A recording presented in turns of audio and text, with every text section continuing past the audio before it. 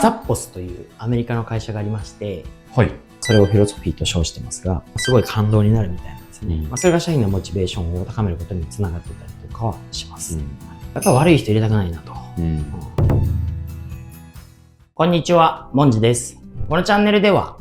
今の時代に通用する組織づくり、育成術など役に立つ内容をお話ししています。ぜひ、チャンネル登録をよろしくお願いします。はい、本日もよろしくお願いします。はい、お願いします。今日のテーマが、アップルとして大切な3つ。そうですね、会社の理想像、そういったことについて話したいと思うんですけど、ザッポスというアメリカの会社がありまして、後で説明しますけど、そのザッポスの奇跡という本があるんですけど、その本に学んでですね、当社の目指す企業文化というものを新入社員向けに、説明するような資料になってます。なので、ザッポスの奇跡に学ぶアップルの目指す企業文化ということですね。ですからそれが会社の理想像ということですと。まずはじめに、会社ってこの3つが大切だなと思ってまして、文化性、経済性、社会性。うちで言うと文化性っていうのはあくまでも会社の文化ですよね。それをフィロソフィーと称してますが、会社としてはこの文化性、経済性、社会性っていう3つがすごく大事だと思ってます。文化性っていうのはその名の通り会社の文化。これは私たちでいうフィロソフィーですと。経済性っていうのは、いわゆる売上とか利益ですよね。営利企業でありますから当然これがないとダメと。あと社会性ですね。社会に貢献、世の中に必要とされるという体では、顧客満足。この辺を捉えて文化性、経済性、社会性3つないとダメだよと、揃ってないとダメだよと言っています。当然その文化性だけでも、要は経済性がなければ会社として運営できませんし、社会性、社会貢献とか、顧客満足とか世に必要とされてなかったら存在する意味あまりないんですよね。文化性だけだったらなんか言い方悪いですけど、変な宗教みたいな感じですかね。今度経済性だけでも売上と利益があればいいのかという話で、会社としていい文化もなければ世のため人のためにも別に必要ないよということであれば、これ結局言い方悪いですけど詐欺とかですね、お金稼げればいいよってなっちゃいますし、今度社会性だけでもこれはある意味だからボランティアですよね。会社としてやってる以上はやっぱりね、社会性だけでもやっぱり生きてはいけないと。3つバランスよくちゃんと揃ってしっかりと向上していくことが必要だなと考えていますと。ただその中でやっぱ文化性っていうものが僕らやっぱその頭に来ている理由としては最も大事にしているということです。その文化性についてまさにその当社が目指す企業文化っていうのはこういうものだといういい題材があるので、これを新入社員向けに説明してるんですけれども、企業文化が会社の成長を決めると言っても僕は過言ではないと思ってやりたいことでもありますと。その題材とするザッポスはですね、企業文化こそがやっぱり成功の鍵と考えて強い組織を作り上げました。当社も引っ越しで笑顔に人生斜め上へと、それを実現するために企業文化を大切にしています。ザッポスの成功事例から学び、当社の理想の姿をやっぱり考えて理解してほしいなと思っています。まずはじめにじゃあザッポスなんやねんという話ですけど、1999年に創業して、いわゆる靴の EC ですね。電話でも売ってますけど、ほぼ売上の9割はオンラインの EC で、受注している形です。和を届けるカスタマーサービスみたいなものを掲げて急成長されて、2010年ですね、Amazon に約12億ドル、今だと1800億円ぐらいですか。で、買収されますと。しかし独自の文化をちゃんと維持してやっているんですね。特徴としては、企業文化を最優先。これってやっぱ文化強いと社員が主体的に動く。そして、顧客にワオ、要は驚きと感動ですよね。を提供すると。期待を超えるサービスだと。従業員の幸福を追求ということで、社員の満足度が企業の成長につながるんだと。こんなことをもう本当に思って実践してる。そして結果を出してきた会社だと思ってもらえればと思います。なんで我々も、アップルもですね、企業文化を最も大事にして、しっかりと社員が主体的に動けるような組織にしたい、文化にしたいと。お客様をちゃんと喜ばせるということですね。そして、従業員もちゃんと自分個人の幸せも追求しながら、みんながウィンウィンになると、いう世界観と言えばいいですかね。そういうのを作り上げていきたいと思っているところは一緒ですと。ちょっと解説していくと、ザッポスの成功を支えた3つの柱となってますけど、1つ目は企業文化をとにかく最優先するという文化です。企業文化は経営戦略そのものであるとなってまして、10個のコアバリュー、いわゆる価値観ですよね。を明確化し、全社員に浸透させています。それこそ採用とか評価、昇進など、すべての基準が文化との適合度に基づいています。当社での例えば実践例でいくと、Apple フィロソフィーなんかを定めて、グレードブックを活用してたり、朝礼研修で理念、フィロソフィーを共有し、行動に結びつけるみたいなことを、まだまだザッポスに及びませんけど、やっています。二つ目は、顧客に和を提供するということで、ザッポスのカスタマーサービス本当にすごいんですよね。業界の常識を超えてるんですよ。神対応でまさに。靴を売るんではなくて、最高の顧客体験を売るんだということで、具体的なサービスで365日返品無料とか、24時間対応のサポートとか、それこそ数時間の神対応電話などっていう結構逸話がいっぱいあるんですよ。はい。で、当社もですね、これ習ってではないんですけども、引っ越しで笑顔にをやっぱ体現するサービス。文化とかなんでしょうね、顧客満足度とかってやっぱ形にならないものというか、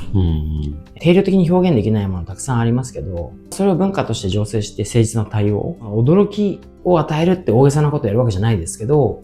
でもやっぱり小さなことの積み重ねが結果、すごい感動になるみたいなんですね。そういうことをモットーにやってますし、やっぱり NPS 経営といって、顧客満足度を最も最重要指標だと捉えて、継続的な改善を当社もしています。ちなみに余談ですけど、僕、この本を何年ぐらい前だろう。10年ぐらい前、もっと前かな。に読みまして、そこからやっぱりこういう風になりたいんだという風な理想を掲げて、できることからちょっとずつやってることも本当に多くあります。で、3つ目はですね、やっぱ従業員の幸福を追求すると。ザッポスでは従業員の満足度を高めることを優先にしています。採用基準は企業文化に合うかどうかで、実は新入社員に1ヶ月か2ヶ月働いて、もうちょっと違うなと思ったら、$2000あげるからやめてくださいと。文化に合わないならやめてもいいよと。こういうことしてますね。もちろん、別にザッポスとしても$2000払いたいわけじゃないので、採用のハードルってのはめちゃめちゃ高くてですね。それがほとんど社員とかのリファラルできてると。なるほど。その中から本当に選びまくってきてる人なんで、実際にはこの退職ボーナスを受け取る人はほとんどいないと思うんですけど、でも要はそれぐらい合わない人はいらないと。いうことで徹底してるんですよね。でも当社でもですね、そこまではまだできてないんですけど、会社の環境という面では人間関係ってものすごく大事だなと思ってまして、やっぱ悪い人入れたくないなと。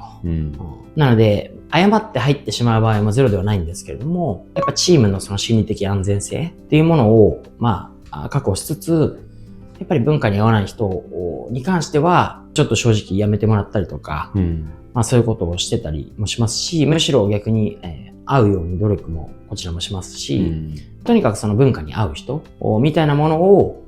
人間関係性を良くするために、関係性の質を高めるために、結構やってたりしますと。これからも、しっかりとやっぱり選ぶのもそうですし、育成もそうですし、皆さんの心理的安全性を担保しながら、働きがいのある職場をやっぱ作っていきたいなと思ってやってます。また、当初というか今もそうですけど、あんまりお金に余裕があるわけじゃないですけど、でもやっぱりこの、賞金とかそういうのじゃなくてですね、賞賛とか表彰制度、こういうものはやっぱりかなり活用して、社員が本当に頑張ってよかったと思えるような設計なんかを結構頑張ってやっていて、それが社員のモチベーションを高めることにつながってたりとかはします。改めて企業文化の重要性、なぜ当社もね、ザッポスみたいなものを目指すのかっていうんですけど、理由ですけど、文化が組織の強さを決めるなっていうのは重々もう、理解していて、良い文化が浸透していけば、社員が一人一人自主的に動いて、組織全体の生産性がとにかく向上します。顧客だって会社のファンになって、リピート率とか紹介、リファラルですね。こういうのも上がりますと。採用や教育がスムーズになって、良い人材が定着したり集まってくる。こんな感じになるわけですよね。とにかく、それがずっとうまく回っていけば、会社としても業績上がりますし、本当にパーパスである一人でも多くの人に喜んでもらったり、そのお客様に対応するために一人でもいい従業員を採用とか育成できたり、結果業績、売上とか利益とか、そういったものも上がってみんなにお客様にも従業員にも還元できるということにつながるので、浸透するに越したことはないと。逆に弱いとですね、やっぱ目先の利益だけを追求して、短期的な視点になりがちになっちゃいますし、社員のモチベーションが下がって離職率が上がるとか、顧客満足度が低下して、ね、競争に負けるとか。いいことないですね。いいことないんですよ。はい。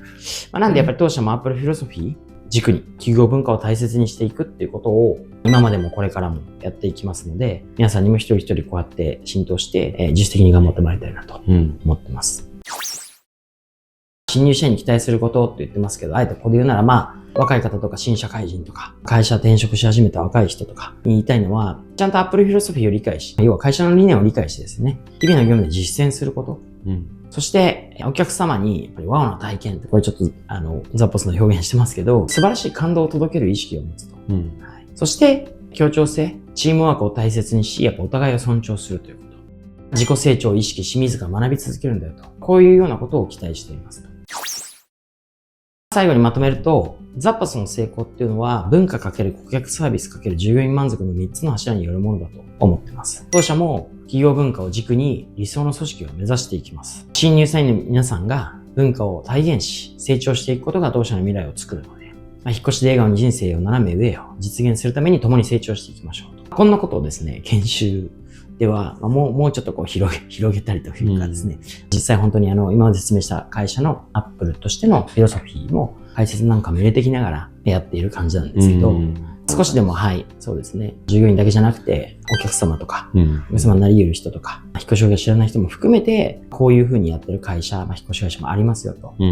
いうことを、理解してもらえばいいのかなと思いますし、企業文化の重要性、大切さみたいなことについても考える機会にしてもらえればなと思いました。はい、ありがとうございます。皆様からいただくいいねやコメントはいつも見ていて励みになっています。この動画が気に入った方は、ぜひいいねやコメントをお願いいたします。